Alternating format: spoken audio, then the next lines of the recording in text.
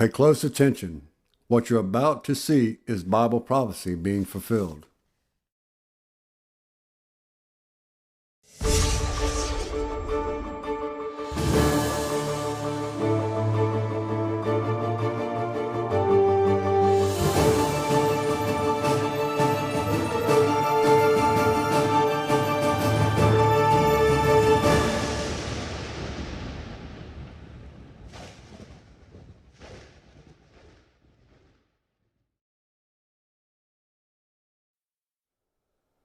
Welcome to another edition of YPN News, bringing you news as it relates to Bible prophecy and foretold by Yisrael Hawkins, where we're going to talk about the surging consumer prices. We've been seeing that for the last, 6 months to a year with COVID taking place. A little bit about preparing for war with Russia. That's still on the brink between the U.S., Russia, and NATO also being involved with that. And oddly enough, probably haven't heard this in a long time, talk about rebuilding of the temple in Jerusalem. But first, we're going to start off with consumer prices. They have seen their biggest jump since 1982. Some of our viewers were not even born at that time, but those prices have been up by 7% compared to a year ago, bringing the cost of almost everything, including food, gas, rent, utilities, and cars, up more expensive. Well, economists are predicting that these rises won't be over anytime soon, and supply chain problems aren't the only issues, as bare shelves in stores are also being seen more in stores, even as the most basic of items are in short supply. Well, for example, ground beef prices are up 13%, eggs 11%, breakfast cereal 6%, and the milk used in most cereals 4.2%. Well, the president's Build Back Better plan that is stalled in Congress should help, but it's currently stalled in Congress. Well, Brian Deese, the director of the National Economic Council, said, according to analysts, we'll see moderation in 2022, but in the short term, we'll take practical steps in working with Congress to, quote, fix the problem. Well, the supply problem during this Omicron virus is not just the prices, it's finding the items to stock the shelves with. Roy Rodman, the owner of a grocery store in Washington, D.C., said that it's never been so difficult and that it would be a very stressful time if we weren't able to navigate and get products, but so far, we've been triumphant in putting things on the shelf. Well, the trucking industry is currently operating with 80,000 fewer truck drivers than currently needed. And to add that to that, the shortage of packaging products like cardboard and also ink for making labels. And in a recent survey for the nation's grocery stores, they say that 80% of stores are having troubles retaining or hiring new workers, which will, of course, cause disruptions in the coming weeks as well. So we have the supply chain, the higher prices, a lack of drivers, and a lack of workers, all adding to one big problem with our food supply. That's right. Well, Starbucks, who employs 350,000 workers, has reversed its stance on requiring vaccinations, no longer requiring it for their employees after a Supreme Court ruling said that large businesses don't need to. Now, this is a big relief, especially for the companies that require workers to help in battling COVID. Well, one hospital in Kansas City there, and one of the doctors there, Dr. Andrew Schlachter, has been on the COVID front lines since the beginning and said that it's been more busy now than at the beginning of the pandemic, and that COVID has completely fractured both their professional and personal lives, and that their ICUs are jam-packed. All right, a nurse at Dr. Schlachter's hospital said COVID has been devastating for us. We're carrying it home to our families, and we're sitting in our nurses' stations talking about how we're going to need therapy for the next decade to handle this, and it didn't have to be like this. Well, despite the massive surge in Missouri, COVID cases, the governor there declared the pandemic emergency over 3 weeks ago, giving hospitals flexibility to move staff around and to add beds. Without that move, they'd be struggling even more to keep up with the number of rising patients. Well, for the third straight day, new COVID infections topped over 800,000 in the U.S. as Omicron moved westward. Now, the number of COVID deaths in California has not been as high as it is now since April of last year. Across America, over 20,000 hospital admissions a day, and over 99% of the U.S. states are in a high-risk area. Now, Florida just became the third state behind California and Texas to top 5 million COVID cases. And now some people's mindset is to catch the Omicron virus on purpose just to get it over with. But the experts say that doing that is like playing with fire. And why is it like playing with fire? Well, the reason being because you never know who's going to get a mild infection and who's going to get a serious infection. And it's reasonable to believe that some people who get Omicron, they're actually going to develop those long hauler symptoms. And we talked about that in the previous episodes, in regards to how people who've gone and have kind of been free of that COVID virus, they've had to deal with brain fog, extreme fatigue, body aches, headaches, vision problems, and just the list goes on and on and on. Right, for months afterwards they've dealt with that. Mm-hmm. Well, we're now going to turn to our field correspondent Larry McGee, who is covering more on the Omicron and how the global societies are having to deal with this most recent surge. Larry, what's the latest? Omicron, the latest variant of concern, is charging through the population at a pace much quicker than its predecessors and is expected to produce a global infection rate of 60% by the third Roman month. Daily COVID cases are expected to hit 5 million by the end of the present month. In Europe, 7 million people have been diagnosed with the latest mutation, with the World Health Organization warning that over 50% of Europeans could be infected with the vigorous variant in just the next 60 days. The circumstances are no different in Asia. 20 million Chinese residents have been quarantined to their homes as several cities locked down in preparation for mass testing. And in the U.S., 1.4 million new COVID cases were reported within a 24-hour time span. 98% of those new cases are being attributed to Omicron.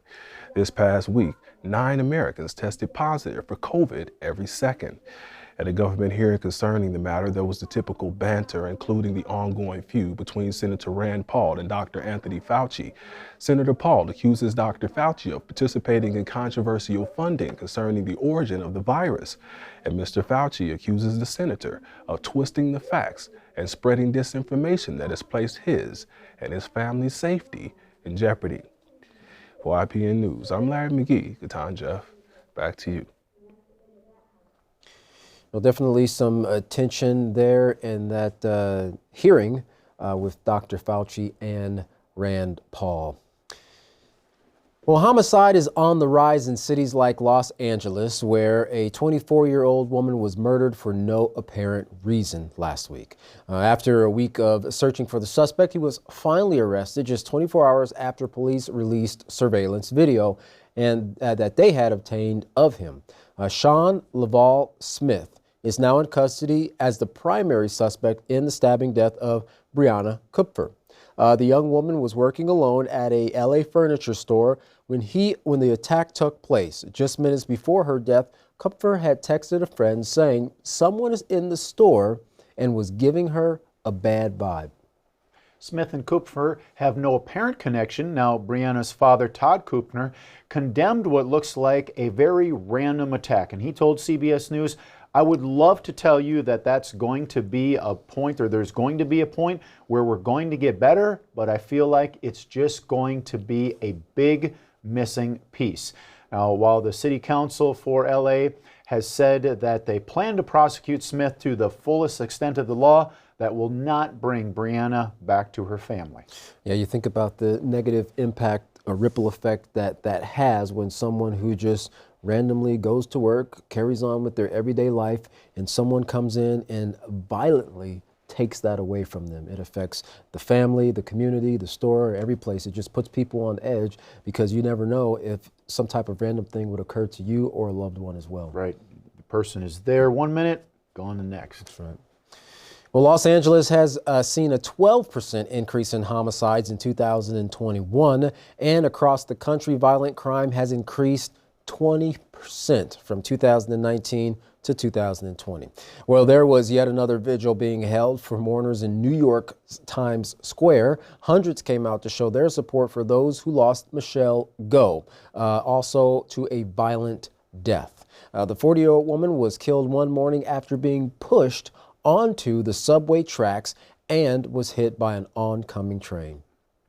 Well, Ben Wee, a member of Asians Fighting Injustice, spoke at the vigil saying, "We have a right to feel safe in our streets and in our subways." Now, police are reporting the suspect, who they have in custody, suffers from mental illness. Well, New York Attorney General Letitia James also said a few words at the vigil, stating, "Not all individuals who are struggling with mental illness are dangerous, but let's be honest, some are, and it's time to say enough." Well, you wouldn't think that anyone would be upset about a man's life being saved by modern medical miracle, but that's what occurred to 57-year-old David Bennett Sr. The Maryland man received the first ever pig heart transplant. After the news went viral, Bennett's past was brought to the surface, and many were shocked to find out that the man whose life was saved by the historic operation had actually been convicted of stabbing another man. Well, the Washington Post reported that in 1988 at a bar in Hagerstown, Maryland, David Bennett attacked Edward Shoemaker, stabbing him 7 times and leaving him paralyzed and confined to a wheelchair for the rest of his life. Now, the attack was brought on by Bennett's jealousy over Shoemaker flirting with his wife at that time, Norma Jean Bennett. Well, Bennett was convicted on battery and carrying a concealed weapon and sentenced to 10 years in jail, as well as paying Shoemaker nearly $30,000 in restitution. Well, the Shoemaker family also sued Bennett, and he was ordered to pay $3.4 million to them even after Edward Shoemaker died. However, they have not received anything from that lawsuit to date. Even though this all took place 34 years ago and Bennett did his time, the Shoemaker family is appalled by Bennett, or that Bennett would be given this second chance at life. They say he shouldn't have been chosen for the transplant, arguing that there are 106,000 Americans on a waiting list more deserving of it than the man who destroyed their family. And one thing you have to consider with this heart transplant, they're getting it from a pig. You know, sometimes people's body will reject the organs of other people. This is an animal there, so it's really going to be kind of interesting to see how that turns out and what the man's going to experience now that he has a pig heart. Yes, especially since scientific studies have confirmed how our thinking process, emotions, and those feelings, they come from the heart. So now he's got to process those things kind of through the filter or a lens of an animal that was never designed to be, animal organ that was never designed to be in a human. Wow. Well, moving now to international concerns, it looks like Russia is taking things up another notch in the war of words with Europe. Now, some are concerned that President Vladimir Putin could be pushing the world to the brink of nuclear war. Well, first war games and a buildup of Russian troops along the Ukrainian border. Now, because Russia believes NATO has plans to deploy troops there also, the Russians promised if this takes place, they will respond with nuclear weapons. Well, the warning came from a senior Russian diplomat and was reported by the South China Morning Post, quote, "Amid Ukraine crisis, Russia threatens to deploy mid-range nuclear missiles in Europe. Moscow believes NATO wants to deploy its own missiles to target Russia, so it feels the need to respond," end quote. Well, Europe is not ignoring the threat, but gathering at the EU for a meeting to try to figure out what they can do to prevent such an action. EU's foreign policy chief, Joseph Borrell, is determined to stop the situation in its tracks. Borrell told reporters, "We're on deter mode," admitting this is a crisis. He continued, but in any case, we will send a clear signal that any aggression against Ukraine will have a high cost for Russia if this would happen. Well, now we are trying to do our best in order to prevent this from happening. Well, the EU bloc of 27 countries support Ukraine's sovereignty and upon meeting agreed on a new round of sanctions for Russia. U.S. President Joe Biden also backs more sanctions against Russia. Biden spoke with Putin just last week. And while President Biden says he's committed to supporting Ukraine, he does not want to send troops into war with Russia. The American president also believes sanctions is the way to bring Russia under control, telling journalists at a press conference, quote, "Here's the deal. I want to make it absolutely clear to President Putin that if he moves on Ukraine, the economic consequences for his economy will be devastating." Devastating, end quote. Well, we are going to share with you an interview between Tucker Carlson of Fox News and Tulsi Gabbard, a former congresswoman from Hawaii and now lieutenant colonel in the United States Army Reserves. Ms. Gabbard is concerned about U.S. Senator Roger Wicker suggesting that the U.S. should get involved in war with Russia over Ukraine and not dismiss using nuclear weapons in it. Please take a listen. Tulsi Gabbard has thought a lot about this, of course, a former congresswoman from Hawaii, currently a lieutenant colonel in the Army Reserves. She joins us tonight. Congresswoman, thanks so much for coming on. Does what's happening in eastern Ukraine, whatever you think of it, constitute a core American interest, do you believe?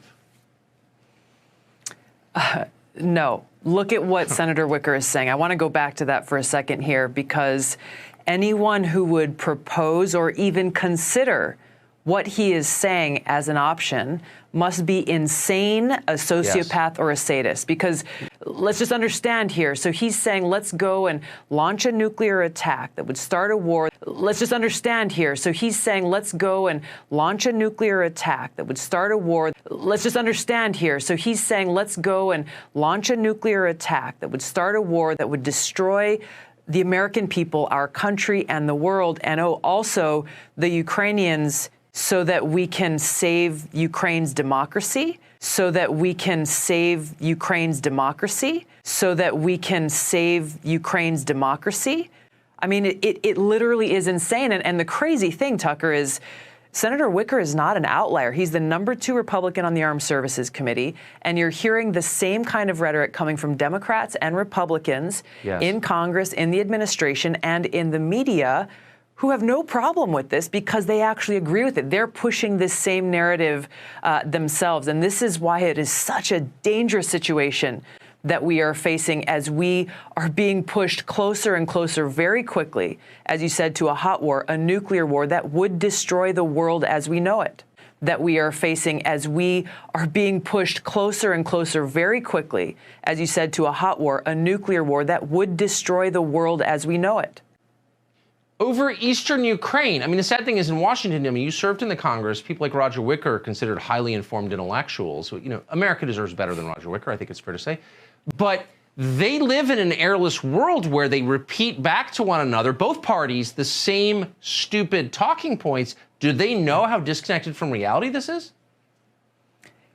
Unfortunately, it doesn't appear to be the case, and this is just points to their ineptness, their lack of a capability to really clearly see what the consequences are of their rhetoric, of what the actions. And this isn't just empty words. There are consequences to leaders in our country, influential people in our country, to throwing things out like a first-use nuclear attack is on the table.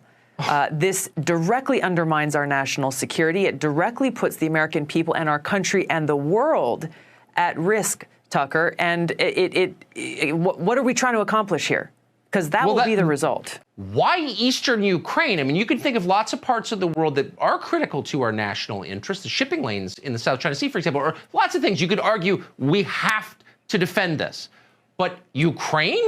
What? We've been talking about Ukraine for years. What is this? The thing that I see here, Tucker, that is the same neocons and neolibs in Washington who dragged our country into regime change wars in places like Iraq and Libya and Syria, the same ones who are pushing us very quickly into this war with Russia and never stating once, hey, what's our objective? What are we trying to accomplish here? And how does it serve our country's national security interests? Exactly. Not a single one of them are pointing that out. This is not some Stone Age land in South Asia. This is a real country with nuclear weapons and an actual army. Like these, exactly. Is just too crazy. And by the way, they have more nuclear weapons than we do. So thinking you're just going to launch a nuclear attack and not see a consequence that will lead to a nuclear war that destroys the world is, again, insane, inept, and I don't know how many more words we can use to describe it. It's ridiculous, and these people should not be in positions of power to make these decisions. Well, I think the sentiments that she has regarding the use of nuclear weapons is shared by many people who know the devastating effect of them, in that there aren't going to be any winners after this is all over. Right. Ms. Gabbard has always been outspoken on the fact of not using nuclear weapons and saying that people don't understand there's no turning back when you use nuclear weapons. So, she, you know, once again, reiterating that same line of thinking. That's right. And finally, who is interested in rebuilding the third temple in Jerusalem, Israel? Well, would you guess? Joe Biden, President of the United States. Our next couple of short videos show what the United States president was saying at a menorah lighting ceremony during Hanukkah celebrations. Listen closely. On the fourth night of Hanukkah, U.S. President Joe Biden hosted the White House's annual menorah lighting ceremony and shockingly referred to the rebuilding of the temple in Jerusalem.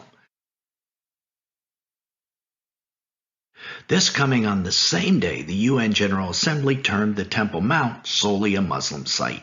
During his speech, Biden showed historical knowledge referring to the story of Hanukkah and the destruction of a second temple in 70 AD.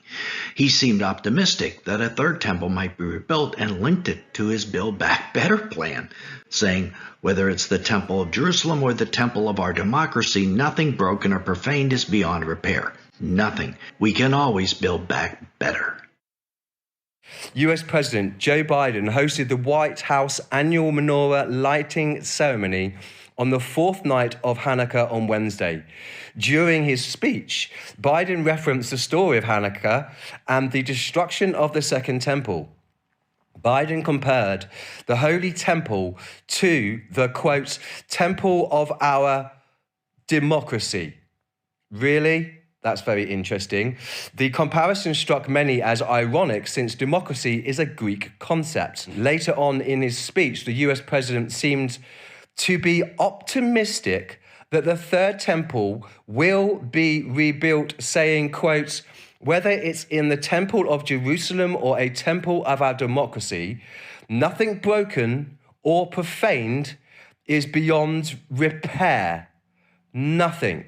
We can always build back better, or perhaps build back brighter." A little bit of light, wherever it is found, can dispel the darkness and illuminate a path forward. Whether it's in the temple of Jerusalem or a temple of our democracy. Whether it's in the temple of Jerusalem or a temple of our democracy. Whether it's in the temple of Jerusalem or a temple of our democracy. Nothing broken or profaned is beyond repair. Nothing. We can always build back better, or perhaps build back brighter.